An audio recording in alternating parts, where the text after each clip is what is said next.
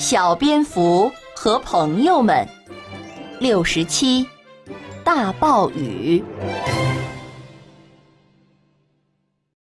暴风雨的乌云布满了天空，开始下雨了。风刮得很快，谷仓被吹得晃动了。好大的暴风雨！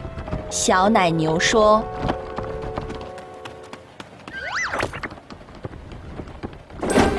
门咣的一声被打开了。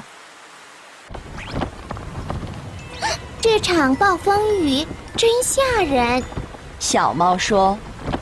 小猫躲在干草垛后面。暴风雨过去之后，告诉我。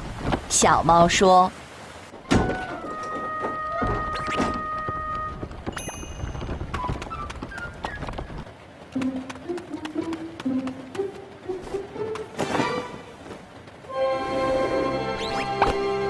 小猪戴上了面具，披上了斗篷。别担心，小猫。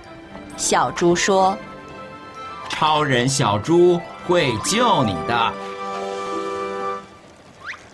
小蝙蝠飞了下来，它全身湿透了。谷仓里漏雨了，他说。大家都抬头向上看，屋顶有很大一个漏洞，雨从漏洞里落了进来。超人小猪会修好屋顶的，小猪说。小猪向屋顶的漏洞爬去。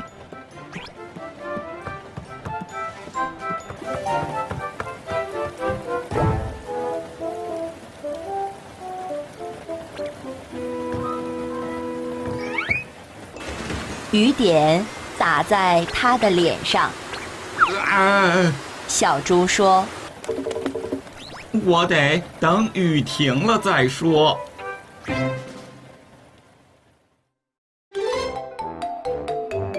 Little Fox